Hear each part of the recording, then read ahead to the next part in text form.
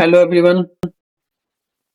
तो आप देख सकते हैं मेरे हाथ में एस्क्विल एलएस ड्रॉप जो 2 साल तक के बच्चों के लिए यूज कर सकते हैं।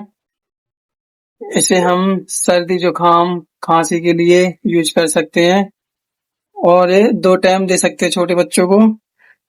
ये ड्रॉप है, इसको पूरा भर के इसमें होता है 1 ml। तो ये दिन में सुबह शाम 2 टाइम दे सकते हैं और ये बहुत ही बढ़िया ड्रॉप है और डॉक्टर से पूछ कर ही यूज करें।